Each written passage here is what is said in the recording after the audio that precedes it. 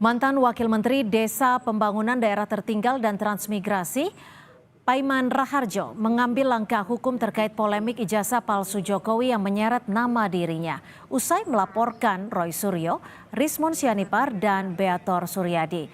Paiman datang ke Polda Metro Jaya untuk menjalani pemeriksaan awal sebagai pelapor dugaan tindak pidana pencemaran nama baik, penyebaran berita bohong hingga dugaan pemerasan. Penyebaran berita bohong, pencemaran nama baik, dan pemerasan. Sedangkan yang terlapor adalah Roy Suryo, Rismon, kemudian Hermanto, dan Bambang Suryadi Bitor.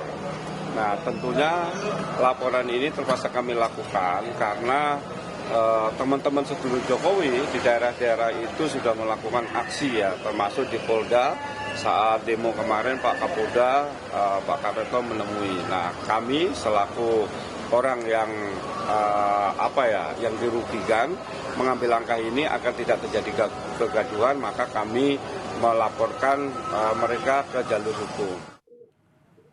Untuk mengetahui perkembangan pemeriksaan pelapor dugaan penghasutan buntu tudingan ijazah palsu Presiden ke-7 Joko Widodo, kita sapa jurnalis Kompas TV Renata Panggalo dan juru kamera Denny Joshua di Polda Metro Jaya.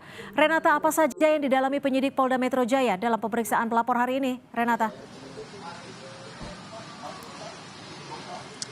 Iya, kalau pemeriksaan terhadap Freddy dan Damanik, Waketum Projo, Cynthia dan juga saudara, ini ada 42 pertanyaan untuk mendalami terkait dengan apa benar beberapa pihak ini melakukan tindak pidana yang sudah masuk dalam laporan polisi yang dilaporkan oleh Presiden ke-7 Joko Widodo. Lebih lengkapnya mengenai apa-apa saja pertanyaan dari penyidik, langsung saja kita tanyakan kepada Freddy Damanik selaku Waketum Projo. Selamat sore, Bang. Selamat sore, Mbak. Oke, Bang Freddy mungkin bisa dijelaskan nih, apa saja tadi yang didalami dari 42 pertanyaan itu?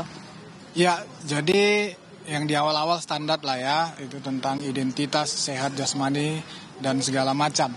Kalau tentang substansi, tentunya yang berkaitan dengan apa yang saya ketahui, apa yang saya alami langsung sehubungan dengan laporan perkara Pak Jokowi yang dilakukan oleh Pak Jokowi, yaitu fitnah pencemaran nama baik dan ITE.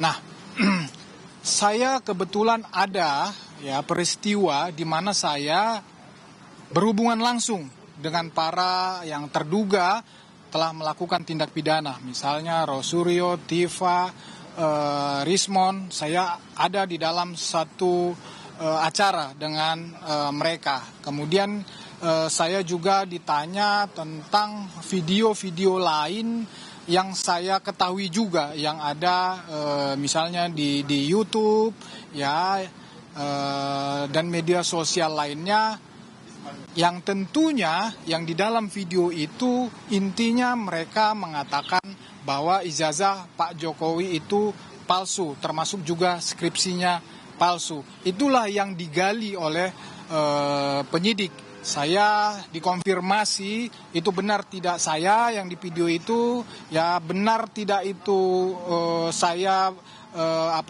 satu forum dengan mereka tadi yang saya sebut nama-namanya tadi, apa yang mereka katakan, ya apa yang saya katakan. Nah, itulah yang digali oleh penyidik.